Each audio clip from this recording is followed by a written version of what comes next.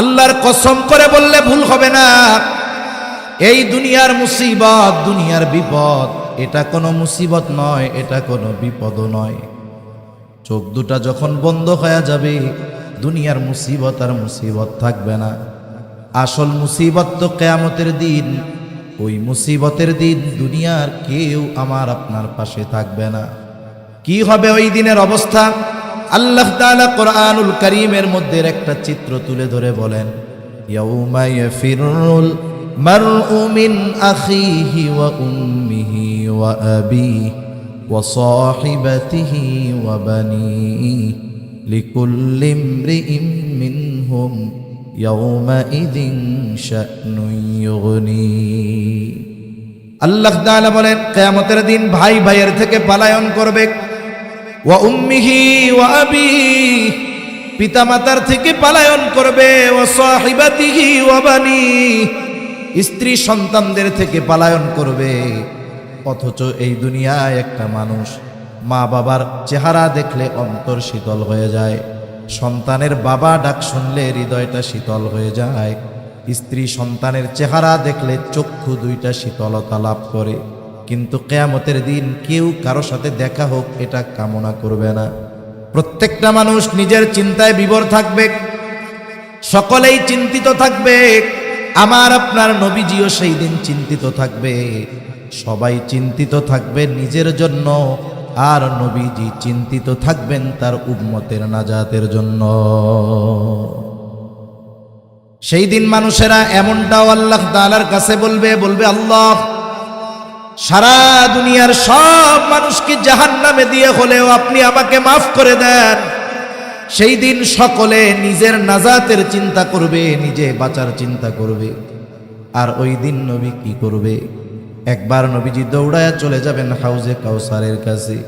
না জানি তার কোনো উম্মত পানি পানে মাহরুম হয়ে যায়। আবার দৌড়ায় চলে যাবেন পুলসিরাতের কাছে। না জানি কোনো উম্মত পুল পাড়ি দিতে ব্যর্থ হয়ে যায়। আবার দৌড়ায় চলে যাবেন জাহান্নামের কাছে। না জানি কোনো উম্মতকে জাহান্নামে দিয়ে দেওয়া হয়। আবার একবার চলে যাবেন মিজানের কাছে। না জানি কোনো উম্মত ওজনে ধরা পড়ে যায়। আবার যখন সুপারিশ করার দরকার, আল্লাহ তাআলার কাছে সে বারবার উম্মতের জন্য সুপারিশ করতে থাকবে। সব নবী সবাই জান্নাত অভিমুখে রওনা হয়ে যাবে, জান্নাতের দোরগোড়ায় পৌঁছায় যাবে। জান্নাতের দরওয়াজা বন্ধ। জিজ্ঞাসা করা হবে, কি ব্যাপার, জান্নাতের দরজা খোলো না কেন? জান্নাতের পাহারাদারেরা জবাব দিবে, যিনি আসলে খোলা হবে, তিনি আসেন নাই। কে সে? বলে, মুহাম্মাদুর রাসূলুল্লাহ সাল্লাল্লাহু আলাইহি ওয়াসাল্লাম। কোথায় তিনি? হাসরের ময়দানে উম্মতের নাজাতের চিন্তায় চিন্তিত। নবী ততক্ষণ পর্যন্ত জান্নাত অভিমুখে রওনা হবেন না ততক্ষণ না তার ওই উম্মত, যার মধ্যে যারা পরিমাণ ঈমান ছিল, তার ব্যাপারেও যতক্ষণ না আল্লাহ তাআলার পক্ষ থেকে জান্নাতের নিশ্চয়তা নবী পাবেন, ততক্ষণ পর্যন্ত নবী নিজে জান্নাতের উদ্দেশ্যে রওনা হবে না। এখন বলেন, ওই মুসিবতের দিন বাবা চিনবে, মা চিনবে, সন্তান চিনবে, কেউ চিনবে না। কিন্তু নবীজি আমাকে আপনাকে ভুলবে না। তাহলে বোঝা গেল নিঃসন্দেহে নবীজি আমাদেরকে সবচাইতে বেশি ভালোবাসে। এইরকম প্রত্যেকটা নবী তার উম্মতকে ভালোবাসে। উম্মত যদি পাপীও হয়, মুহাব্বতের কারণে এই ভালোবাসা থেকে যায়। ইব্রাহিম আলাইহিস সালাম উম্মতের প্রতি ওই মুহাব্বতের দাবি নিয়ে আল্লাহ তাআলার কাছে বলতেছে, ওয়ামান আসানি ফাইন্নাকা গফুরুর রহিম। ইব্রাহিম আলাইহিস সালাম বলে, আর যে আমার আনুগত্য করে নাই সেও তো আমার উম্মত। ইব্রাহিম আলাইহিস সালাম মূলত এই কথা বলতে চায়, আপনি তো গফুর, আপনি তো রহিম, আপনি তো অতিশয় দয়ালু, পরম দয়ালু, আপনি তো ক্ষমাশীল। আপনি যদি চান আমার এই গুনাহগার বান্দাগুলারেও, উম্মতগুলাকেও মাফ করে দিতে পারেন। সুবহান। মূলত এই দোয়া করতেছে, কারণ একই কথা ব্যক্তি স্থান পরিবর্তনের কারণে বাক্যবিন্যাস, শব্দবিন্যাসের পরিবর্তন ঘটে কি ঘটে না? মনে করেন আমি যদি একজন ছোট মানুষকে এই কথা বলি, মসজিদে নামাজ পড়তেছে, ফ্যান চলতেছে, ছোট মানুষ, যে আমার বয়সে ছোট, আমি বের হয়ে যাচ্ছি, ও ছাড়া মসজিদে আর কেউ নাই, ছোট মানুষ। ওরে আমি বললাম, এই শোনো, বের হওয়ার সময় তুমি ফ্যানটা বন্ধ করে বের হবা। উদ্দেশ্য কি? বের হওয়ার সময় কি বন্ধ করে বের হবে? ফ্যান বন্ধ করে। এখন ওই জায়গায় যদি ছোট না হয়ে আমার চেয়ে বড় হয়, মুরব্বী হয়, তারে যদি আমি বলি যে বের হওয়ার সময় ফ্যান বন্ধ করে বের হবা, একই কথা, ছোটর বেলায় খাটবে, বড়র বেলায় কি এটা খাটবে? এটা বেয়াদবি হয়ে যাবে না? এখন মুরব্বীরে কেমনে বলবো? চাচা যদি হয়, চাচা বের হওয়ার সময় ফ্যানটা বন্ধ করে বের হইলে ভালো হয়। কথা বললাম এই, কিন্তু উদ্দেশ্য কি? যে ফ্যানটা বন্ধ করে দিয়েন। ইব্রাহিম আলাইহিস সালাতু ওয়াস সালাম সরাসরি বলতেছেন আল্লাহ মাফ করে দেন, কিন্তু যা বলতেছে তাতে কি বোঝা যায়? যে আল্লাহ আপনি তো গফুর, আপনি তো রহিম, যারা আমার আনুগত্য করে নাই তারা তো আমারও উম্মত, আমারই উম্মত, আল্লাহ আপনি মাফ করে দিয়েন। সুবহানাল্লাহ। وقال عيسى عليه السلام إن تعذبهم فإنهم عبادك وإن تغفر لهم فإنك أنت العزيز الحكيم। ঈসা আলাইহিস সালাম আল্লাহ তাআলার কাছে উম্মতের জন্য দোয়া করছে। আল্লাহ তাআলা সেই দোয়ার খবর জানায় দেয়। ঈসা আলাইহিস সালাম বলে, ইন তুআযিবুহুম ফাইন্নাহুম ইবাদুক, আপনি যদি তাদেরকে শাস্তি দেন তারা তো আপনারই বান্দা। ওয়া ইন তাগফির লাহুম ফাইন্নাকা আনতাল আজিজুল হাকীম, আর যদি আপনি তাদেরকে ক্ষমা কইরা দেন আপনি তো আজিজ, মহাপরাক্রমশালী, হাকিম, মহাপ্রজ্ঞাময়। এখানেও কেমন যেন ঈসা আলাইহিস সালাম বলে, আল্লাহ রে আপনি তো মহাপ্রজ্ঞাময়, আপনি তো মহাপরাক্রমশালী, আপনি চাইলেই তো আপনার এই গুনাহগার বান্দা আমার এই উম্মতগুলোকে আপনি মাফ কইরা দিতে পারে। দুই নবী তার গুনাহগার উম্মতের ব্যাপারে দোয়া করছে কার কাছে? আল্লাহ তাআলার কাছে দোয়া করছে। ছোট বাচ্চারা দেখবেন, ওরে নিয়ে আপনি যাইতেছেন, হাঁটতেছেন রাস্তায়, কিছুই বলতেছে না, হঠাৎ করে দেখবে যে ওর মতো ছোট একটা পোলা ললিপপ খাইতেছে। ছোট বাচ্চা তো, যখন আর একজনকে খাইতে দেখতে পারে কি করবে? আব্বা, ও আব্বু, আব্বা রে কি আমার একটা ললিপপ কিনে দেন। এখন ওর কিন্তু একটু আগে মনে ছিল না, মনে পড়ছে কেন? আর একজন রে খাইতে দেখছে এই জন্য। নবীজি উম্মতের চিন্তা সব সময় করেন, কিন্তু যখন এই দুই নবীর দোয়া তিলাওয়াত করছেন তখন গুনাহগার উম্মতের প্রতি নবীজির অন্তরে মহব্বতের ঢেউ উঠে গেছে। সুবহান। এবার নবীজি কি করলেন? বলে ফারাফা ইয়াদাইহি ওয়া ক্বালা আল্লাহুম্মা উম্মতি উম্মতি ওয়া বাকা। নবীজি দুই হাত উঁচু করে কান্না করতেছে, চোখ দিয়ে অজর ঝরায় পানি পড়ে, আর বলে আল্লাহুম্মা উম্মতি, আল্লাহ আমার উম্মত, আমার উম্মত। দুই হাত উঁচু করে কান্না করতেছে আর বলে আমার উম্মত, আমার উম্মত। আর কিছুই নবীজি বলেন না। বলেন তো, নবীজি কিছু বলুক আর না বলুক, দুনিয়ার মানুষ কিছু বুঝুক আর না বুঝুক, দুনিয়ার মানুষ জানুক আর না জানুক, কিন্তু নবীজি কি বলতে চায় যিনি জানেন তিনি কে? আল্লাহ তাআলা জিবরাইল আলাইহিস সালাতু ওয়াস সালামকে বলে, জিবরাইল যাও মুহাম্মাদের কান্নার কারণ জিজ্ঞাসা করো। জিবরাইল আলাইহিস সালাতু ওয়াস সালাম চলে আসছে, এসে জিজ্ঞাসা করে আপনার কান্নার কারণ কি? যদিও আল্লাহ তাআলা সব কিছু জানে, এরপরেও আপনার কাছ থেকে জানতে চায়। এখন কথা হইল, আল্লাহ তাআলা সব কিছুই যেহেতু জানে, আবার কেন নবীর কাছ থেকে জানতে চায়? একটা উদাহরণ দেই, তাইলে বুঝতে সহজ হবে। মনে করেন আমাদের দেশের মাদ্রাসাগুলো, আবাসিক যেই মাদ্রাসাগুলো, মক্তবে হেফজখানায় অনেক দূরের দূরের ছাত্র অনেক সময় লেখাপড়া করে কি করে না? মনে করেন আপনাদের মালিয়ারায় মাদ্রাসা, ওর বাড়ি মনে করেন পটিয়া, ও এইখানে হেফজখানায় পড়ে, মাদ্রাসায় পড়ে। ছোট বাচ্চা বৃহস্পতিবার বিকাল বেলায় আসরের পরে হুজুরের সামনে আইসা বসছে, বৈশাখ কান্না শুরু করছে, চোখ দিয়া পানি পড়তেছে। বলেন তো, কোনো মাদ্রাসার ছোট বাচ্চা যদি বৃহস্পতিবার আসরের পরে হুজুরের সামনে আইসা বৈশাখ কান্নাকাটি করে, এখন বলেন তো এই ছোট বাচ্চার কান্নার কারণটা কি হইতে পারে? বাড়ি যাওয়ার জন্য কান্নাকাটি করতেছে। এখন বলেন তো আপনারা, আমরা যদি ছাত্রের কান্নার কারণ বুঝি, ওই ছাত্ররে যেই ওস্তাদ পড়ায় ওই ওস্তাদ ওর কান্নার কারণ জানে না? যায়। এখন ওস্তাদ জিজ্ঞাসা করে, কি ব্যাপার, কান্না করো কেন? এখন ও আরো দুঃখে কান্নার গতি বাড়ায় দেয়। মনে মনে চিন্তা করে, আমি যে কেন কাঁদতেছি, হুজুর বোঝার পরেও কেন জিজ্ঞাসা করে? এই দুঃখে এখন কান্নার গতি আরো বেড়ে গেছে। এখন আরো বেশি কান্না করতেছে। হুজুর বলে, যতই কান্নাকাটি করো কোনো লাভ হবে না। কি জন্য কাঁদতেছো আগে এটা কও। এইবার ছোট বাচ্চা কান্না বিজড়িত কণ্ঠে বলে, হুজুর আমার আম্মুর জন্য আমার একটু কলিজার মধ্যে পড়তেছে, একটু দেখতে মন চায়। আমার ছোট ভাইয়াটারে দেখতে মন চায়, বোনটারে দেখতে মন চায়, আমি একটু বাসায় যাব। এইবার হুজুর একটা হাসি দিয়া বলে, ঠিক আছে যাও, আগামীকাল আসরের পরে মাগরিবের আগে মাদ্রাসায় চলে আসবা। এখন কথা হলো, ওই ছাত্র কি জন্য কান্না করে, কি বলতে চায়, ওস্তাদ জানার পরেও ছাত্রর মুখ দিয়ে কেন শুনতে চায়? বলে এটা ওস্তাদ ছাত্রের একটা মহব্বত, ভালোবাসার বহির প্রকাশ।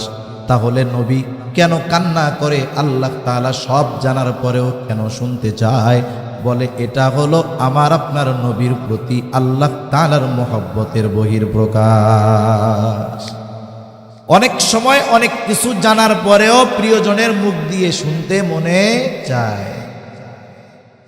নবীজি এইবার জিবরাইল আলাইহিস সালামকে পাইয়া একেবারে প্রাণ খুইলা সব বলছে।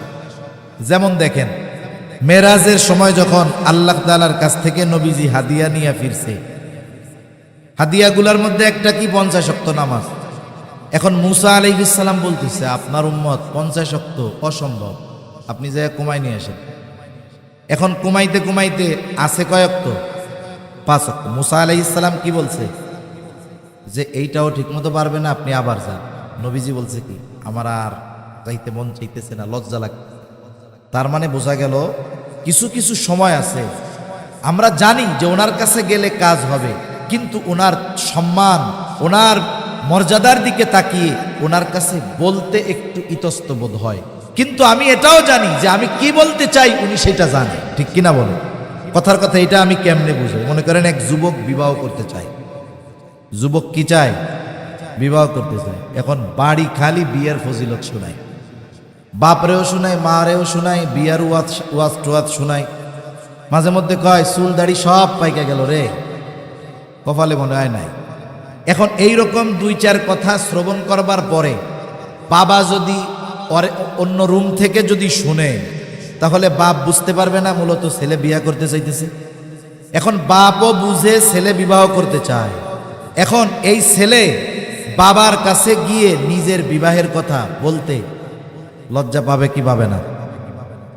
ছেলেও বুঝে যে আমি যে বিয়ে করতে চাই, আব্বা বুঝতে পারছে, আব্বাও বুঝতেছে ছেলে বিবাহ করতে চায়। কিন্তু এরপরেও বাপ ছেলের মোহাব্বত, ভালোবাসা সব ঠিক আছে, কিন্তু বাবার সম্মান, অবস্থানের দিকে তাকায়া এই জানা কথাটাই দুইজনের সামনাসামনি আলোচনা করতে একটু ইতস্তবোধ লাগে। কিন্তু যদি ওই পোলার একটা দুলাভাই থাকে, কথা বুঝেন নাই? এখন ওই ছেলের বাবা দুলাভাইরে বলতেছে, আর কি শ্বশুরেও নারে বলতেছে, যে তোমার শালার তো বাপ সাপ ভালো না, কি করতে চায়, কি বলতে চায়, তুমি একটু জিজ্ঞাসা করো তো। এখন আপনার কাছে আইসা বলতেছে যে, কিরে তোমারে নাকি রোগে ধরছে, এখন কি রোগ ধরছে এবার আমারে কও। এখন বলেন তো, দুলাভাইয়ের কাছে শালা প্রাণ খুইলা সব কথা বলতে পারবে কি পারবে না? কেন? বলে সম্পর্ক আছে এই জন্য। যতই দুলাভাইয়ের সাথে সম্পর্ক থাক, দুলাভাইয়ের চাইতে কি বাপ মোহাব্বত বেশি করে না কম করে? নিঃসন্দেহে বেশি করে। আল্লাহ তাআলা জিবরাইল আলাইহিস সালামকে পাঠাইছে, জিবরাইল আলাইহিস সালামের কাছে কি বলবে নবী, এটা আল্লাহ তাআলা জানে, নবীও জানে, আমি যা বলবো আল্লাহ তাআলা সব জানে। কিন্তু জিবরাইলের সাথে তো নবীজির এমন একটা সম্পর্ক যে কথাটা অন্তর থেকে মন খুইলা, প্রাণ খুইলা সব এনার কাছে বলা যায়। সব কথা জিবরাইল আলাইহিস সালামের কাছে বলছে।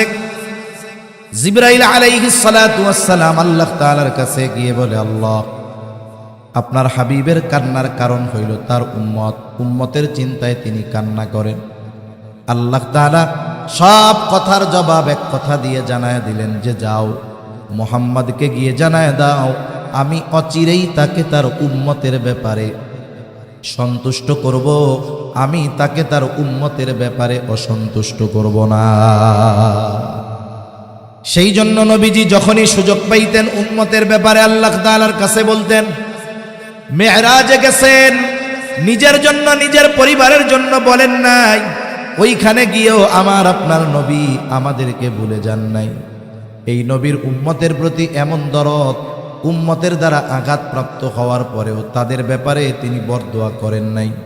তায়েফের ঘটনা এটা আমাদের সকলের জানা আছে। তায়েফের মানুষেরাও নবীজিকে পাথর দিয়ে এমনভাবে আঘাত করেছে, নবীজিকে যেই পাথরগুলো দিয়ে আঘাত করেছে ওগুলো ছোট ছোট ছিল না, বড় বড় ছিল, ধারালো ছিল, চোখা ছিল। যখন ওই ধারালো পাথর, চোখা পাথর নবীজির গায়ে আঘাত করেছে, গায়ের মধ্যে ক্ষত হয়েছে, রক্ত বের হওয়া শুরু হয়ে গেছে, রক্ত বেয়ে বেয়ে পড়ে শরীরের পোশাক ভিজে গেছে। এবার গা বেয়ে বেয়ে, পা বেয়ে বেয়ে রক্ত জুতার মধ্যে ঢুকে ওই রক্ত শুকায়া জুতা নবীজির পায়ের সাথে আটকে গেছে। সারাদিন নবীজি দাওয়াত দিয়েছেন, এই ক্লান্ত দেহ নিয়ে, রক্তাক্ত দেহ নিয়ে নবীজি পড়ন্ত বিকালে আঙ্গুর বাগানের পাশে একটু বিশ্রাম নিচ্ছে। জিবরাইল আলাইহিস সালাতু ওয়াস সালাম হাজির, এসে বলে ইয়া রাসূলুল্লাহ, এই কওম আপনার সাথে কেমন আচরণ করেছে আপনার মালিক সব জানে। আমার সাথে নতুন একজন ফেরেশতা এসেছে যে ইতিপূর্বে কখনো আসে নাই। নবীজি বলেন ওই ফেরেশতা আমার কাছে আসলো, আমাকে সালাম দেওয়ার পরে বলে ইয়া রাসূলুল্লাহ, এই কওম আপনার সাথে কেমন আচরণ করেছে আপনার মালিক সব জানেন, সব দেখেছেন। তিনি আমাকে আপনার আদেশ পালন করার জন্য পাঠিয়েছে। আপনি যদি আমাকে আদেশ দেন, আপনি যদি আমাকে নির্দেশ দেন, তাহলে দুই পাহাড় দিয়ে এদেরকে এমনভাবে পিষে দেওয়া হবে এদের কোনো অস্তিত্ব থাকবে না। এখানে যে একটা জনবসতি ছিল, জনপদ ছিল, একেবারে অস্তিত্বহীন হয়ে যাবে। আপনি যদি শুধু আদেশ দেন, দুই পাহাড় দিয়ে এদেরকে পিষে দেওয়া হবে। এই কথা বলবার পর নবীজি একটু আরাম করতেছিলেন, এবার নবীজি উঠে বসলেন। এই ফেরেশতার কথার জবাবে নবীজি কি বলেন? নবীজি বললেন বাল আরজু আই ইয়াখরুজাল্লাহু মিন আসলাবিহিম মান ইয়াবুদুল্লাহ ওয়াহদাহু ওয়া লা ইউশরিকু বিহি শাইআ। নবীজি কেমন যেন বলতেছে, শোনো, তুমি তো আমাকে বলতেছো আদেশ দেন, দুই পাহাড় দিয়ে এদেরকে পিষে দেই, কিন্তু শুনে নাও, আমি তো এদের ব্যাপারে আল্লাহ তাআলার কাছেই আশা পোষণ করি যে আল্লাহ তাআলা এদের মধ্য থেকে এমন এক প্রজন্ম বের করবে, এমন এক সম্প্রদায় বের করবে যারা এক আল্লাহর ইবাদত করবে, তার সাথে কারো শরীক করবে না। আমি তো এদের থেকে এইটা আশা করতেছি, এরা ঈমান আনে নাই ঠিক আছে, কিন্তু এদের মধ্য থেকে আল্লাহ তাআলা হয়তো এমন মানুষ বের করবে যারা আল্লাহর ইবাদত করবে, আল্লাহর সাথে কারো শরীক করবে না। একটু চিন্তা করে দেখেন, যেই উম্মত দুনিয়ায় আসে নাই, ওই উম্মতের প্রতিও নবীজির কেমন ভালোবাসা ছিল। নবীজি তার কথার দ্বারা কিয়ামত পর্যন্ত যত মুমিন উম্মত আসবে সকলের প্রতি ভালোবাসার বার্তা নবীজি দিয়ে গেছে। নবীজি পথ চলতেছেন, সাথে অনেক সাহাবায়ে কেরাম। হঠাৎ করে নবীজি বলেন আমার ভাইদেরকে দেখতে মন চায়। উপস্থিত সাহাবারা বলতেছে ইয়া রাসূলুল্লাহ, আমরা কি আপনার ভাই নই? নবীজি বলেন না, তোমরা হইলে আমার সাথী। তাহলে আপনার ভাই কারা? বলে আমার পরে আমাকে না দেখে যারা আমার উপরে ঈমান আনবে তারা হলো আমার ভাই। এইবার চিন্তা করে দেখেন যে আল্লাহর নবী ভালোবাসার বার্তা আমাদেরকে জানায় দিয়ে গেছে। এখন বিষয়টা হলো এইরকম, একটা হাদিস বলতে গেলে লম্বা সময় কথা বলা যাবে, কিন্তু কিছু বিষয় এইরকম আছে, একটা বিষয় হাজার মানুষের বলার চাইতে অনেক সময় একজন ব্যক্তির বলাটা বেশি গ্রহণযোগ্য হয় না? এরকম মনে করেন আগের আমলে, অনেক আগে যখন প্লেন সচরাচর এরকম ছিল না, অনেক সময় মানুষের মোবাইল ছিল না, দেখা যাইতো না, কথা বলতো না, অনেকে শুনতাম বিদেশে গেছে বিয়া কইরা আসছিল, বিদেশে গেছিল যখন, বিদেশ থেকে একবার আসছে, যখন আসছে সে ছিল অবিবাহিত, বিয়া কইরা বিদেশ গেছে, বিদেশ থেকে যখন আসছে হলো দাদা হইয়া। কথা বুঝেন নাই? মানে একবারে 15-20 বছর থেকে আসছে। ওই জামানায় ছবি তোলার পাঠানোর মোবাইল কিছুই ছিল না। এক চিঠি পাঠাইতো, 6 মাস পরে, 1 বছর পরে, 12 বছর পরে পৌঁছাইতো। ঠিক কিনা বলেন? এই যে কয়েকদিন আগে, কয়েক মাস আগে মনে হয় দেখলাম এক লোক নাকি অনেক আগে সে এক জায়গায় চাকরির জন্য ইন্টারভিউ দিচ্ছে, আল্লাহর বান্দার চাকরিও হয়ে গেছে। এখন তার চাকরির যেই লেটার এটাও তারে পাঠাইয়া দিছে, কিন্তু দুর্ভাগ্যবশত ওইটা পোস্ট অফিস থেকে তার বাড়িতে আর আসে নাই, আসছে গিয়ে 40 বছর পরে, বাংলাদেশের মধ্যেই। কয় বছর পরে আসছে? চাকরি ঠিকই হয়েছিল, চিঠি ঠিকই পাঠাইছিল, কিন্তু আসতে লাগছে কত বছর? 40 বছর। এখন আগেও এরকম অনেক সময় ছিল। তা ওই লোক মনে করেন বিদেশ থেকে আসছে, এখন এসে বিবাহ শাদী কইরা 6 মাস থাইকা আবার চলে গেছে, একটানা 18 বছর। ইতিমধ্যে আল্লাহ তাআলা তাকে একটা সন্তানও দান করছে। এখন সন্তান 18-19 বছরের যুবক, উনিও ফোন মোবাইল নাই তো, উনি চিন্তা করছে হঠাৎ করে বাড়ি গিয়ে আমি সবাইরে অবাক বানায় দিব। উনি এবার আসছে, বাড়িতে আসতে আসতে অনেক রাত, বাড়ি আইসা গভীর রাত দরজা টোকা দিছে। এখন বাড়িতে যদি একটা যুবক ছেলে থাকে, গভীর রাত্রে কি মহিলারা দরজা খুলতে যাবে না? এখন ওই যুবক, তাগড়া যুবক, দরজা খুলতে গেছে। এখন দরজা খুলে দেখে একটা অপরিচিত মানুষ, ফোনেও দেখে নাই, ছবিও দেখে নাই। বাপরে কি চিনবে নাকি? চিনবে না তো। এখন দেখাই বলতেছে আপনি কে? এখন বাপও চিন্তা করছে একটু মজা করি, পোলা তো আমার, বুঝতেই পারতেছে, বলে তুমি আমারে চিনবে না, তোমারে আমার মা চিনবে। এখন বলেন তো, এইরকম কথা যদি বলে ওই ছেলে চিন্তা করবে, এই আমার মা যাদেরকে চিনে আমিও তো সবাই চিনি, তুই কেডা? এইবার দেখা যাবে বাঁশ একটা নিয়ে মাথায় বাড়ি মেরে ফাটাইয়া দিতে যাচ্ছে। ইতিমধ্যে মা আওয়াজ শুনে দৌড় দিয়ে চলে আসছে, কি হয়েছে রে, কি হয়েছে? এখন আয়শা দেখে যে ছেলে লাঠি নিয়ে কারে জানি মাথা ফাটাই দিবে, বাইরে কে? এখন তাকায় দেখে তার স্বামী। সাথে সাথে বলতেছে, বাবা তুমি কোনারে চিনো না, এই যেই তো তোমার আব্বা। এখন বলেন তো, একটু আগে যেই ছেলেটা ওনার মাথা ফাটায় দেওয়ার জন্য লাঠি একটা নিয়ে আসছে, মা যখন বলছে যে এই যেই তোমার আব্বা, তখন মেজাজ গরম না ঠান্ডা? এবার বলতেছে আমি তোমাদেরকে একটু সারপ্রাইজ দেওয়ার জন্য এরকম করছি। এখন ছেলেটা কাকুতি মিনতি করবে না, আব্বা আপনাদের চিনতে পারি নাই, ভুল হয়ে গেছে, আমারে মাফ করে দেন, বেয়াদবি নিয়েন না। তার মানে মা যখন বলছে, অপরিচিত একজন মানুষ যাকে সে জীবনেও দেখে নাই, অথচ তার বাবা, মা যখন সাক্ষ্য দিছে সাথে সাথে এটা বিশ্বাস করেন। নবীজি আমাদের ভালোবাসেন, হাদিসের পাতায় পাতায় পাওয়া যাবে, অনেক হাদিস বলা যাবে নবীজি আমাদের প্রতি কেমন ভালোবাসা নবীজি। এখন আসেন সব কিছু বাদ দেন, নবীজি যে আমাদের ভালোবাসে, এই ভালোবাসার সাক্ষ্য স্বয়ং যিনি দিয়েছেন তিনি কে? একটু হৃদয়ের কান দিয়া শুনলে, একটু খেয়াল দিয়া শুনলে ভালোবাসার গভীরতাও বুঝতে পারবেন। আসলে নবীজি আমাদের কত ভালোবাসে এটা আমরা পরিমাপ করতে পারবো না। আল্লাহ তাআলা সেই ভালোবাসার কথাই সূরা তাওবার এই আয়াতের মধ্যে বলেন। আল্লাহ তাআলা বলেন, লাকাদ জাআকুম রাসূলুম মিন আনফুসিকুম আজিজুন আলাইহি মা আনিতুম হারিসুন আলাইকুম বিল মুমিনিনা রাউফুর রহিম। আল্লাহ তাআলা বলেন, লাকাদ জাআকুম রাসূলুম মিন আনফুসিকুম, তোমাদের মধ্য থেকে তোমাদের জন্য এমন একজন রাসূলের আগমন ঘটেছে।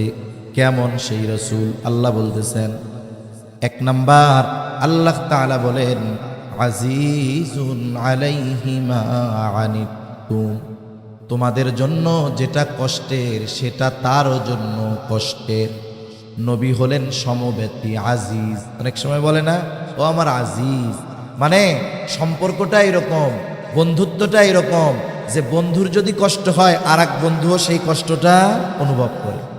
এখন কথা হইতে পারে কষ্ট আমাদের নবী এটা অনুভব করে কেন? আর একটা উদাহরণ দেই, বুঝতে সহজ হবে। আপনাদের যদি কারো ছোট বাচ্চা থাকে তারা এই বিষয়টা আরো বেশি বুঝবেন। একটা বাচ্চা যখন একেবারে দুগ্ধপোষ্য 1 মাস 2 মাস 3 মাস বয়স, বাচ্চার প্রতি মায়া মোহাব্বত ভালোবাসা থাকে কি থাকে না? কিন্তু ওই বাচ্চার যখন 9 মাস 10 মাস 1 বছর বয়স, আব্বু আব্বু ডাকে। বলেন তো 3 মাসের বাচ্চার চাইতে আব্বু ডাকা বাচ্চার প্রতি মোহাব্বত বেশি না কম? এইবার যখন বাচ্চাটা আর একটু বড় হয়, 1.5-2 বছর বয়স, মোহাব্বত আরো বাড়ে। কারণ ওই ছোট বাচ্চা তখন একটা কথা বলার আগে 10 বার আব্বু ডাকে। এই ডাকটা মা মা, আম্মু আম্মু, আব্বু আব্বু, এই ডাকটা মা বাবার সন্তানের প্রতি গভীর ভালোবাসার সৃষ্টি করে। গভীর রাত, ছোট বাচ্চা 2 বছর বয়স, হঠাৎ করে প্রচণ্ড জ্বর, থার্মোমিটার দিয়া মাপ দিয়া দেখলেন 106 ডিগ্রি হয়ে গেছে। গভীর রাত, ডাক্তারের দোকান খোলা নাই, আপনার ডাক্তার বা হসপিটালের কাছে যাওয়ার কোনো উপায়ও নাই, সুযোগও নাই। গভীর রাত, অপেক্ষা করতে হবে সকালবেলায়, এরপরে বাচ্চারে নিয়ে ডাক্তারের কাছে যাবেন। ওই বাচ্চার জ্বরের তীব্রতা এতটা বেশি, অসুস্থতার মাত্রা এতটা বেশি, অনেক সময় আমাদেরও হয়। প্রচণ্ড জ্বরাক্রান্ত যখন হয়, এই কষ্টের আওয়াজ মুখ দিয়ে বের হয়, আহ আহ, হয় না এরকম? ওই ছোট বাচ্চা কষ্টে আওয়াজ করতেছে, গা পুড়ে যাচ্ছে, শরীরটা জ্বরে কষ্টে কাঁপুনি হচ্ছে। কত কষ্ট হয় ওই বাচ্চার। ওই পাশে বসা মা বাবা, আমার তো মনে হয় জ্বরের কারণে ওই ছোট বাচ্চার যত কষ্ট হয়, ওই বাচ্চার কষ্টটা দেখে মা বাবার তার চাইতে আরো বহুগুণ বেশি কষ্ট হয়। এই অনুভূতি, এই অনুভব, এটা একজন মা একজন বাবা ওনরাই চিন্তা করতে পারে। আমাদের সময়ও আমরাও মনে হয় গল্পটা বা কবিতাটা পাই নাই। সম্রাট জহিরুদ্দিন বাবর মোগল উপমহাদেশে ওয়ালা হুজুরদের ওনাদের পছন্দ হয় না, জানেন আপনারা? এটা ওনাদের পছন্দ হয় না আফগানিস্তানের শাসকদের। এখন এই সুলতান জহিরুদ্দিন বাবর, সম্রাট জহিরুদ্দিন বাবর একজন বুজুর্গ মানুষ ছিলেন। হুমায়ুন অসুস্থ হয়ে গেছে, ছোট বাচ্চা না, তখন হুমায়ুন অনেক বড়। বাবার সন্তানের প্রতি কেমন মোহাব্বত মায়া। এই জহিরুদ্দিন বাবর সন্তানের অসুস্থতা, বিভিন্ন জায়গা থেকে হেকিম, ডাক্তার, কবিরাজ, ওই জামানায় যেই চিকিৎসার ব্যবস্থা সব করাইছে, সবাই ব্যর্থ। সবার এক জবাব, এই রোগের কোনো ওষুধ নাই, চিকিৎসা নাই, এই রোগের কোনো চিকিৎসক নাই। তবে মহান চিকিৎসক আল্লাহ তাআলা চাইলে এই দুরারোগ্য ব্যাধি থেকে বাঁচা সম্ভব। জহিরুদ্দিন বাবর বুঝতে পারলেন দুনিয়ার কোনো চিকিৎসায় আমার সন্তান ভালো হবে না।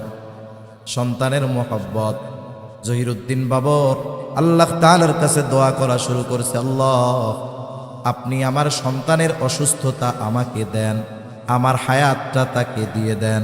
সব কিছু তাকদীরের মুআমালাত।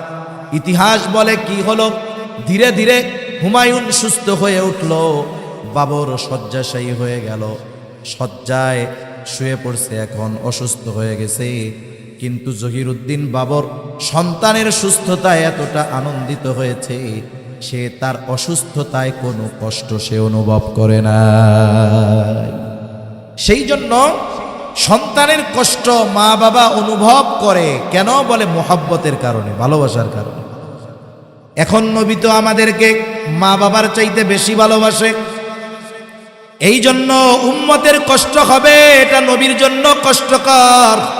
এই জন্য আল্লাহ তাআলা বলেন, আজিজুন আলাইহি মা আনিতুম, তোমাদের জন্য যেটা কষ্টের সেটা তার জন্য কষ্টের। কেন? বলে তিনি হলেন আজিজ, সমব্যথী। 2 নম্বর হারিসুন আলাইকুম, তিনি হলেন তোমাদের জন্য কল্যাণকামী। নবীজি উম্মতের জন্য কি কল্যাণ, কোথায় কল্যাণ, সব সময় কল্যাণকর বিষয়গুলাই নবীজি করতেন। যেমন এক হাদিসের মধ্যে আসছে, নবীজি বলেন আল্লাহ তাআলা প্রত্যেকটা উম্মত নবীকে তার উম্মতের জন্য বিশেষ একটা দোয়া করার সুযোগ দিয়েছে। সব নবী তার উম্মতের ব্যাপারে এই দোয়া দুনিয়ায় করে ফেলছে। নবীজি বলেন আমি এই দোয়াটা কি সংরক্ষণ করে রাখছি, কিয়ামতের দিন আমার উম্মতের জন্য এই দোয়াটা আমি আল্লাহ তাআলার কাছে সুপারিশ হিসাবে করব। কারণ ওই দিন এই দোয়াটা আমার উম্মতের জন্য বেশি কল্যাণকর হবে। এজন্য উম্মতের কল্যাণের কথা চিন্তা করে নবীজি এই দোয়াকে সংরক্ষণ করে রাখছেন। এরপরে আল্লাহ তাআলা বলেন বিল মুমিনিনা রাউফুর রহিম। যেহেতু নবী মুমিনের জন্য বিশেষ অনুগ্রহ, এই জন্য মুমিনের প্রতি নবীজির ভালোবাসাও একটু স্পেশাল।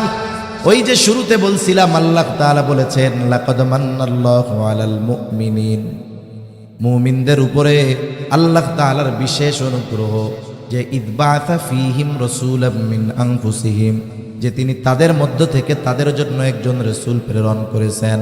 কেন মুমিনদের জন্য বিশেষ অনুগ্রহ? কারণ মুমিনদের প্রতি নবীজির ভালোবাসাটা আর একটু স্পেশাল। মনে করেন আপনার বাড়িতে আপনার এক আত্মীয় আসছে, আত্মীয়র সাথে ছোট একটা বাচ্চা আসছে, ওই রকম একটা বাচ্চা আপনারও আছে। আত্মীয়র বাচ্চা আর আপনার বাচ্চা কি সমান বয়সী। এখন আপনার ছেলের একটা খেলনা আছে, ওই খেলনা নিয়ে আত্মীয়র ছেলেটাও খেলাধুলা করতেছে। এখন আপনার ছেলে দিতে চায় না, এখন দুইজনের মধ্যে একটু মারামারি হয়েছে। আপনার ছোট বাচ্চাটা আপনার আত্মীয়র বাচ্চারে কি করছে, একটু মায়ের দিছে। এখন বলেন তো আপনি কি করবেন? আপনার বাচ্চারে শাসন করবেন কি করবেন না? মায়ের দিছেন না বাচ্চারে?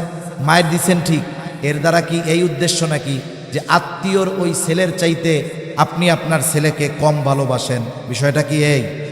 শাস্তি দিছেন ঠিক, ভালোবাসায় কোনো কমতি নাই।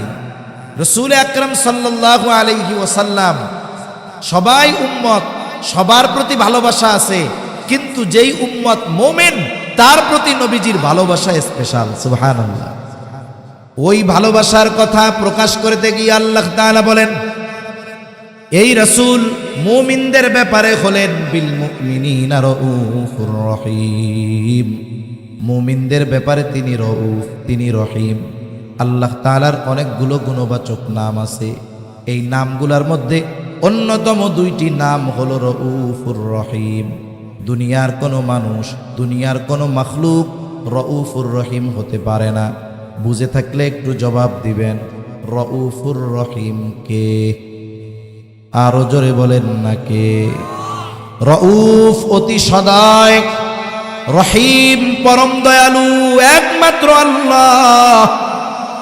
আল্লাহ হলেন রউফুর রহিম। ওই আল্লাহ রউফুর রহিম রব। নবীজির মুমিন উম্মতের প্রতি ভালোবাসা কত গভীর, এই বিষয়টা বোঝাতে গিয়ে নিজের গুণবাচক নাম রউফুর রহিম নবীজির সাথে আল্লাহ তাআলা ব্যবহার করেছে। স্বয়ং আল্লাহ বলতেছে, ওই রউফুর রহিম বলতেছে, এই দুনিয়ার মানুষ শোনো, এই রাসূল হলেন এমন রাসূল যিনি মুমিনদের ব্যাপারে অতি সদয় পরম দয়ালু। সুবহানাল্লাহ বলে। মনে করেন আমি যদি বলি আমি বাংলাদেশের প্রধানমন্ত্রী, এটা যদি আমি দাবি করি, তাইলে এখান থেকে বাড়ি যাওয়া লাগবে না, আমারে 14 শিখের মধ্যে বইরা দিবে, ঠিক কিনা কন? কিন্তু প্রধানমন্ত্রী যদি একজনরে আদর করে নিয়ে ওনার চেয়ারে বসায়, তাহলে কি হবে? কেউ কিছু বলার আছে? আমি আপনি যদি কোনো মাখলুকরে বলি যে আপনি রউফুর রহিম, আমার ঈমান চলে যাবে। কিন্তু স্বয়ং রউফুর রহিম যাকে বলছে যে ইনি মুমিনদের জন্য রউফুর রহিম, এতে কোনো অসুবিধা নাই। বরং আল্লাহ তাআলা আমাদের প্রতি নবীজির কত দয়া, নবীজির কত মায়া, নবীজির কত মোহাব্বত, এই বিষয়টা বোঝাতে গিয়ে আল্লাহ তাআলা নিজের গুণবাচক নাম নবীজির শানে ব্যবহার করেছেন। সুবহানাল্লাহ। এখন এর চাইতে আর আমি কি বুঝাবো? এখন বলেন তো, এতটুকু তো বুঝছেন যে নবীজি আমাদের কত ভালোবাসে। নবীজির ভালোবাসা তুলনা করার কোনো সুযোগ আমাদের আছে? অকল্পনীয় ভালোবাসা নবীজি আমাদেরকে বাসেন। কিন্তু বাস্তবতা হলো নবীজির এই ভালোবাসার প্রতিদান আমাদের দেওয়ার দরকার আছে না নাই? আলোচনার শেষের দিকে, একেবারে কয়েক মিনিটের মধ্যে শেষ হয়ে যাবে। যেই নবী আমাদের এত ভালোবাসেন, সেই নবীকে আমাদের ভালোবাসা ঈমানি দায়িত্ব। নবীজির প্রতি ভালোবাসা এটা মুমিনের ঈমান। এজন্য নবীজি বলেন লা ইউমিনু আহাদুকুম হাত্তা আকুনা আহাব্বা ইলাইহি মিন ওয়ালিদিহি ওয়া ওয়ালাদিহি ওয়ান নাসি আজমাইন। নবীজি বলেন, তোমাদের মধ্যে কেউ ততক্ষণ পর্যন্ত মুমিন হতে পারবে না যতক্ষণ না সে তার পিতা মাতা সন্তান সন্ততি এক কথায় সকলের চাইতে আমি নবীকে বেশি ভালো না বাসবে। তার মানে সবচাইতে বেশি আমাকে আপনাকে নবীজিকে বাসতে হবে, নিজের জীবনের চাইতেও নবীজিকে বেশি ভালোবাসতে হবে। এটাই হলো মুমিনের ঈমানের দাবি। আমরা নবীজিকে ভালোবাসতে তৈরি আছি না সবাই? কারা কারা আছে? নারায়ে তাকবীর, একটু জোরে দেন, নারায়ে তাকবীর। মাশাআল্লাহ, হাত নামাই। আমাদের সমস্যা কি জানেন? আমরা ভালোবাসতে চাই ঠিক নিজেদের পদ্ধতিতে। মানে আমরা ইসলামকে কেমন চাই? বলে আমাদের মতো চাই, নবীর মতো, আল্লাহর মতো আমরা ইসলাম পালন করতে চাই না। ইসলাম পালন করতে চাই আমরা আমাদের মতো, যেটা আমাদের সুবিধা এটা করবো, যেটা করলাম বাদ। কিন্তু বিষয়টা হলো এরকম, নবীজিকে ভালোবাসতে হবে, এটা মুমিনের ঈমানের দাবি, ঈমান সম্পৃক্ত বিষয়। এখন ভালোবাসবো কেমন? বিষয়টা হলো, আমরা তো নবীজিকে সামনে পাই নাই। একজনকে যদি সামনে পাওয়া যায়, মানুষ তার ভালোবাসার সর্বোচ্চটা প্রদর্শন করতে পারে। আবু বকর নবীজিকে সামনে পেয়েছে, নবীর মোহাব্বতে ঘরের সব সম্পদ এনে নবীর সামনে দিয়া দিছে। হযরত তালহা নবীজিকে সামনে পেয়েছে, উহুদের ময়দানে নিজের বুকটাকে নবীর জন্য ঢাল বানায় দিছে। এখন আমরা তো নবীজিকে সামনে পাই নাই, কেমনে নবীকে ভালোবাসবো? ভালোবাসতে তো মন চায়। এই জন্য নবীজিও জানেন আমার উম্মত তো আমারে ভালোবাসতে চাইবে, কেমনে ভালোবাসবে? এই জন্য নবীজিকে ভালোবাসার পদ্ধতি স্বয়ং নিজে আমাদের জানায় দিয়ে গেছে। নবীজিকে ভালোবাসতে হবে কেমনে? নবীজি বলেন, মান আহাব্বা সুন্নতি ফাকাদ আহাব্বানি ওয়া মান আহাব্বানি কানা মাই ফিল জান্নাহ। নবী বলেন, যে আমার সুন্নতকে ভালোবাসলো, সে যেন আমাকে ভালোবাসলো। আর নবীকে ভালোবাসলে লাভ কি? বলে আমি নবীর সাথে জান্নাতে থাকতে পারবে। সুবহানাল্লাহ বলেন। তাহলে নবীর সুন্নাতকে যদি মোহাব্বত করা হয়, নবীকে মোহাব্বত করা হয়, নবীকে মোহাব্বত করলে নবীর সাথে জান্নাতে থাকা যায়। নবীর সাথে জান্নাতে থাকতে পারা এটা বড় সৌভাগ্যের ব্যাপার। আর একটা হাদিস শোনাই আপনাদের। নবীজির কাছে একদিন গ্রাম্য এক সাহাবী আসছে, গ্রাম্য এক লোক আসছে। নবীজি আর একজনের সাথে কথা বলতেছে। নিয়ম হলো, আদব হলো, আপনি যখন আরেকজনের সাথে কথা বলবেন, আমি গিয়ে আপনাকে ওই কথা শেষ হওয়ার আগে প্রশ্ন করা এটা ঠিক নয়। কিন্তু গ্রামের মানুষ অনেক সময় সরল থাকে, সহজ সরল বুঝে না। গ্রামের মানুষ বুঝে না সহজ সরল, এটা তাদের মূর্খতা নয়, এটা সরলতা। নবীজি একজনের সাথে কথা বলতেছে, ওই লোকটা আইসা নবীজিরে বলে, ইয়া রাসূলুল্লাহি মাতাস সাআ, হে আল্লাহর রাসূল, কিয়ামত কখন হবে? নবীজি ওই ব্যক্তির সাথে কথা শেষ করার পরে বলতেছেন, ওই লোক কোথায় যে আমারে জিজ্ঞাসা করলো কিয়ামত কখন হবে? এইবার ওই লোকটা বলে, ইয়া রাসূলুল্লাহ, আমি জিজ্ঞাসা করছি। কিছু কথা আছে, ওই কথা জিজ্ঞাসা করার পরে জবাব না দিয়া পাল্টা প্রশ্ন তারে করতে মন চায়, ঠিক কিনা গণ? আমি মাঝে মধ্যে অনেক জায়গায় বলি এটা। আমাদের মুন্সিগঞ্জ বিক্রমপুরের বড় একজন আলেম ছিলেন। করোনাকালীন সময়, করোনায় উনি দুনিয়া থেকে চলে গেছেন। এক জায়গায় গেছি আমরা মাহফিলে। এখন হুজুর যখন গেছে, অনেক ওলামায়ে কেরাম এক জায়গায় গেছে।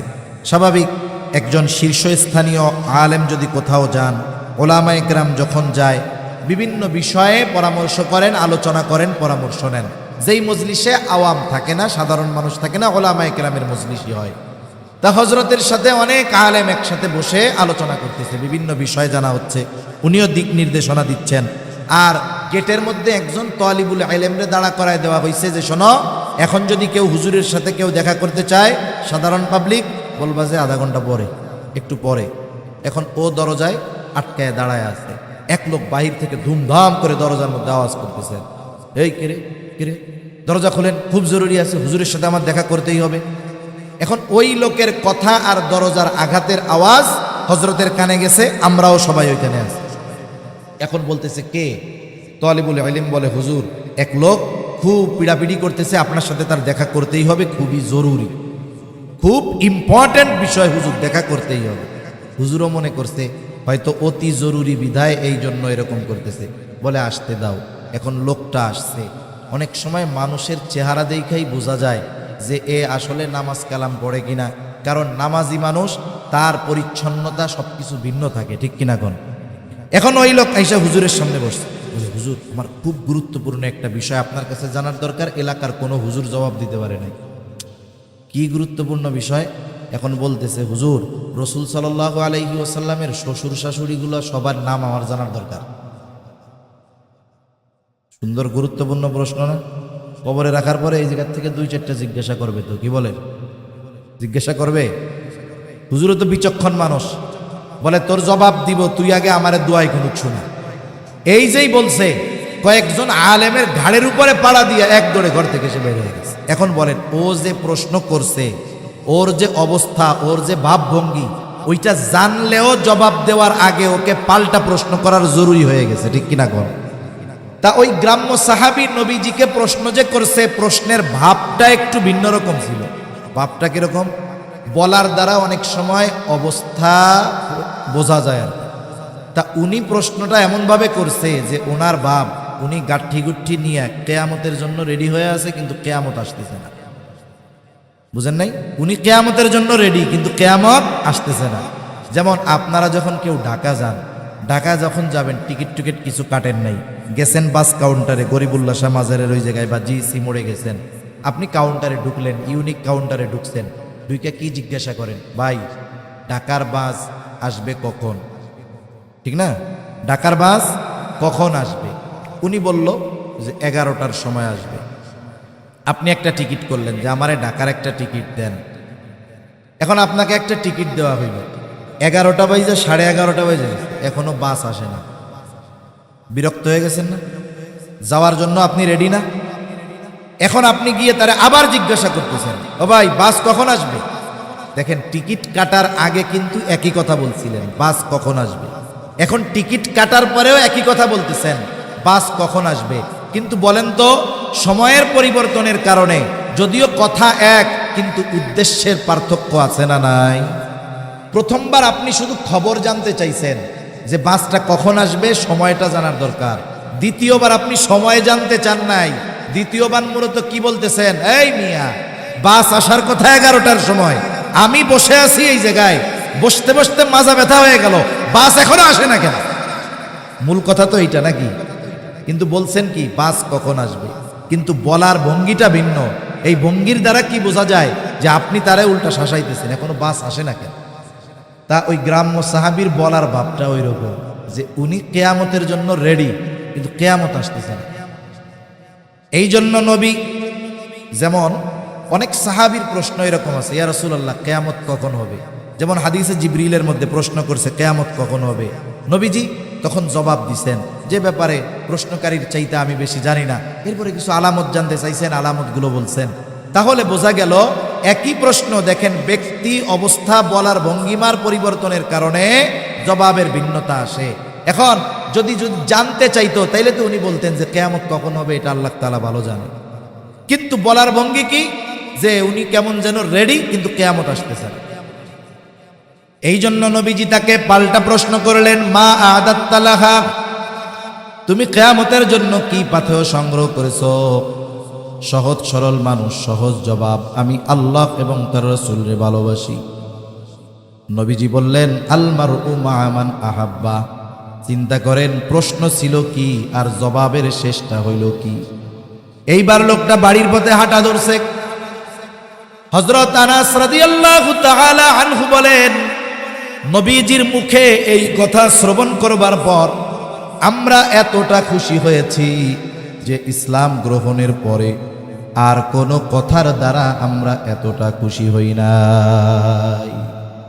তিনি বলেন, আমি আশা করি নবীজির সাথে তো জান্নাতে থাকবো, সাথে সাথে উমর, আবু বকর রাদিয়াল্লাহু তাআলা আনহুমার সাথেও জান্নাতে থাকতে পারবো, যদিও তাদের মতো আমল করতে পারি নাই। তাহলে নবীজির সাথে জান্নাতে থাকতে পারার বিষয়টাকে সাহাবায়ে কেরাম নিজেদের জন্য সবচাইতে বড় নেয়ামতের বিষয় মনে করেছে। আল্লাহর নবী আমাদের জন্য নবীর সাথে জান্নাতে থাকার ব্যবস্থা করে গিয়েছে। সেই ব্যবস্থা কি? নবীর সুন্নাতকে মহব্বত করতে হবে, তাহলে জান্নাতে নবীর সাথে থাকা যাবে।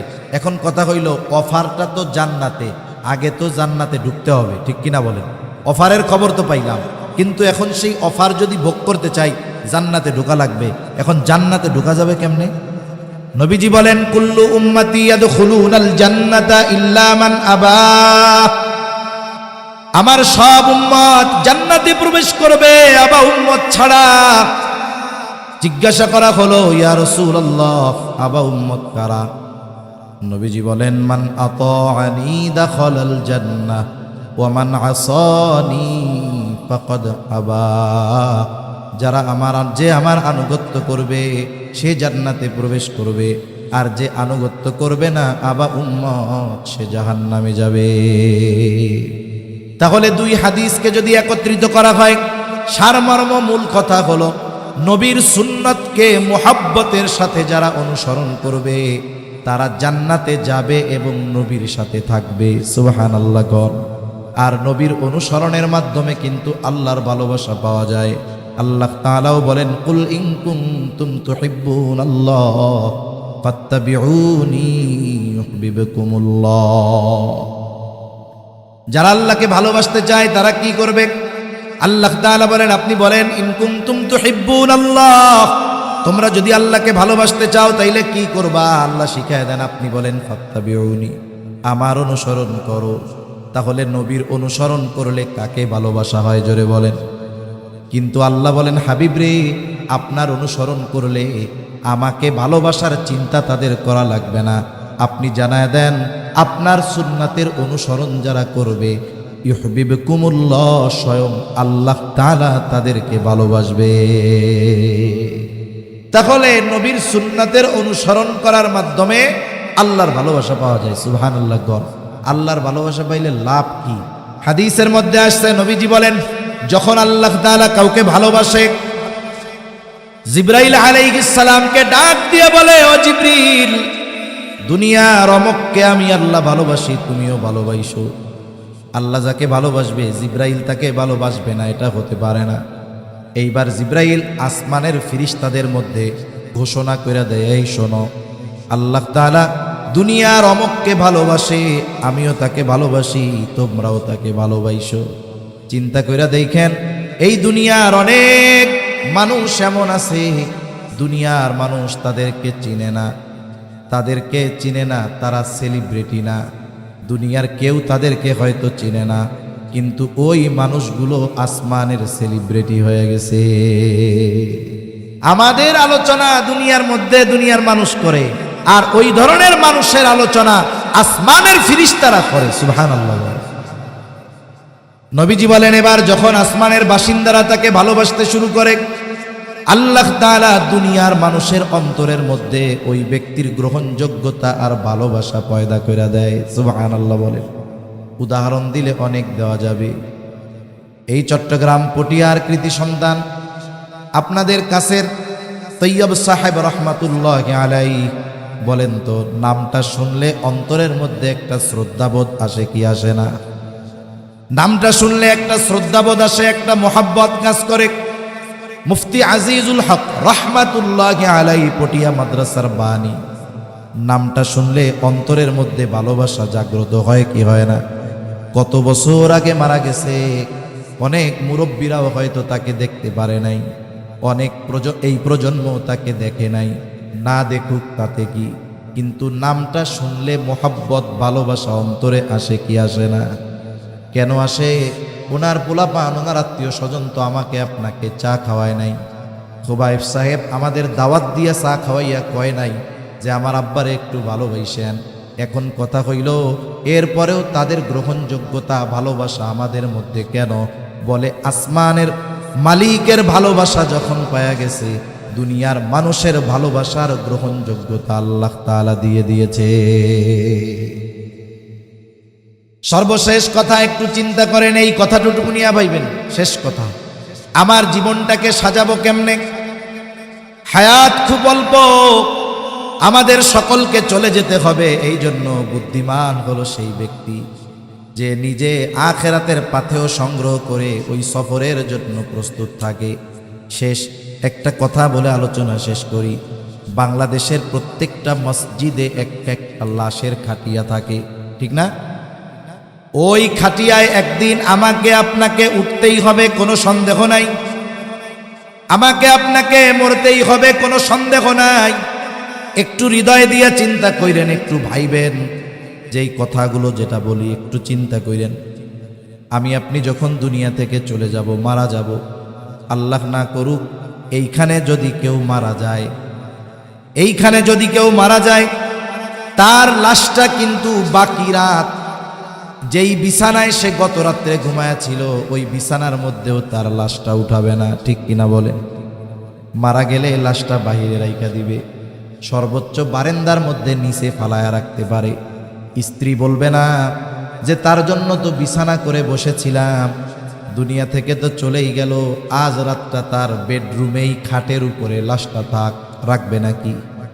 একটু চিন্তা করে দেখেন। আমাকে আপনাকে মৃত্যুর পরে গোসল দেওয়া হবে, কাফন পরায়া দেওয়া হবে, খাটিয়ায় করে জানাজার জায়গায় নিয়ে যাওয়া হবে। আমার আপনার জানাজা শেষ, এইবার যেই জায়গায় আমাকে একাকী ঘরে রেখে আসবে, কবরে লাশটা নিয়ে ওখানে চলে যাবে। সবাই যাবে, 2 বা 3 লোক কবরের মধ্যে নামবে, উপর থেকে 2-3 জন আমার আপনার লাশটাকে নিচে নামায়া দিবে। এই লাশটা যখন কবরস্থ করে এই সময় একটা দোয়া পড়ে, বিসমিল্লাহি ওয়া আলা মিল্লাতি রাসূলিল্লাহ। এইটা হলো কবরের ভিসা। কবরের কি বলেন তো? ভিসা। এখন অনেক সময় শুনেন না, ভিসা জালিয়াতির কারণে মামলা হইছে। এক দেশের ভিসা জালিয়াতি করছে, এখন ওই দেশের এম্বাসি আজীবনের জন্য ওই লোককে ওই দেশে প্রবেশ করা নিষিদ্ধ করে দিছে। কবরের মধ্যে আমাকে আপনাকে রাখবে, রাখার সময় বলবে বিসমিল্লাহি ওয়া আলা মিল্লাতি রাসূলিল্লাহ। আমরা হয়তো অনেকের ব্যাপারে বলেছি, একদিন আমার আপনার ব্যাপারেও এই কথাটা বলবে। এখন এই কথাটার সারমর্ম কি? বুজুর্গানে দিন বলেন, এই কথার সারমর্ম হলো যে বলা হয়, আয় আল্লাহ, আপনার নামে এমন এক ব্যক্তিকে এখন কবরের মধ্যে রাখতেছি, যেই ব্যক্তির গোটা হায়াত ওয়া আলা মিল্লাতি আই ওয়া আলা সুন্নতি রাসূলিল্লাহ, রাসূলের সুন্নাতের উপরে অতিবাহিত হয়েছে। তার মানে যখন সে মারা গেছে তখনও সে সুন্নতের উপরে ছিল, এখন তাকে কবরস্থ করতেছি, এখনও সে সুন্নতের উপরে আছে। এই কথা বলে আমাকে আপনাকে কবরে রাখা হবে, সবাইকেই রাখা হবে। ওই যে শাহবাগের মুরগি কবির, ওকেও রাখা হবে। আমার মনে হয় নাস্তিক হুমায়ুন আজাদকেও এই কথা বইলাই রাখছে। তসলিমা নাসরিন, ও তো ওর দেহ মেডিকেলে দান করে দিছে, ওর আর কি হবে? মুসলিম পরিচয় যদি হয় কবরে এই দোয়া পড়ে রাখবে। আমি কাউকে কষ্ট দেওয়া আমার উদ্দেশ্য না। দেখা গেল এই দোয়াটা এমন ব্যক্তির ব্যাপারে বলা হলো যে জীবনে কোনোদিন সুন্নাতের দ্বারের কাছে যায় নাই, তার মুখের মধ্যে নবীর সুন্নাত দাড়ি নাই, জীবনে কোনোদিন সুন্নাতের পাবন্দি করে নাই। এখন বলেন, সুন্নাতবিহীন ওই লোকটাকে যখন কবরে রাখা হবে, তার ব্যাপারে বিসমিল্লাহি ওয়া আলা মিল্লাতি রাসূলিল্লাহ এই কথাটা সত্য হবে নাকি মিথ্যা হবে? অনন্তকালের যেই সফর, তার প্রথম ঘাঁটি কবর, ওইখানে আমাকে আপনাকে যদি মিথ্যা কথা দিয়ে রাখে, তাহলে ওই জায়গায় তো আমার ভিসা ডুপ্লিকেট হয়ে গেল। এজন্য সর্বশেষ কথা, যে আমাকে যে ভালোবাসে, আমি তার জন্য ভালোবাসার প্রতিদান দিতে, জীবনও দিতে তৈরি থাকব। সেই নবী যার জন্য আমি জীবন দিতে প্রস্তুত, আমাদের অবস্থা যদি বলে নবীর মোহাব্বতে জীবন কারা দিবা, সব দিয়া দিবে। যদি কই নবীর মোহাব্বতে জীবন আপাতত দেওয়া লাগবে না, দাড়ি নাই, দাড়িটা রেখে দেয়, বলে হুজুর পরে। এ ভালোবাসা আসলে ভালোবাসা হইল না। এ ভালোবাসাকে আসলে ভালোবাসা হইছে? যার জন্য জীবন দিতে পারবা তার জন্য তুমি দাড়ি রাখতে পারো না, যার জন্য জীবন দিতে পারবা তার জন্য তুমি সুন্নতি লেবাসে চলতে পারো না। তাইলে তোমার এই ভালোবাসা ওই সেই বন্ধুর মতো যে মুসিবতের সময় আগে বলায়। ওই ভালোবাসার যেমন দাম নাই, সুন্নাত বিহীন নবীর প্রতি যারা বলে ভালোবাসি, সুন্নাত মানতে পারি না, এই ভালোবাসারও বাস্তবতায় কোনো মূল্য নাই, ঠিক কিনা বলেন? এজন্য নবীজির সুন্নাত এটা আমাদের আখেরাতের ভিসা। আখেরাতের কি বলেন না, কারণ কবরে রাখার সময় ইমানের কথা কয়, অন্য কোনো কথা বলে, কি বলে যে নবীর সুন্নাতের উপরে রাখলাম, এটা নবীর সুন্নাতের উপরে ছিল আর এই সুন্নাতের উপরে তারে কবরে রাখলাম। সেজন্য আমি আপনি সফল তখন, আমি যখনই মারা যাই না কেন, যেখানেই মারা যাই না কেন, আমাকে যখন কবরস্থ করা হবে, আমার ব্যাপারে ওই দোয়াটা যদি সত্য হয় তাহলেই আমি সফল, তাহলেই আমি নবীর খাঁটি আশেকে রসুল। এটা ছাড়া নামে স্লোগানে আশেকে রসুল হওয়া যেতে পারে, কিন্তু পরিপূর্ণ সুন্নাতের পাবন্দি যদি না হয় তাহলে আসল আশেকে রসুল হওয়া যাবে না। আল্লাহ সুবহানাহু ওয়া তাআলা নবীজি যে আমাদেরকে এত ভালোবাসেন, এই ভালোবাসার প্রতিদান দেওয়ার তৌফিক আল্লাহ তাআলা আমাদেরকে দান করেন। সকলে বলি আমিন। ওয়া আখিরু দাওয়ানা আনিল হামদুলিল্লাহি রাব্বিল আলামিন। আসসালামু আলাইকুম ওয়া রাহমাতুল্লাহি ওয়া বারাকাতুহু। দোয়া করে দেব।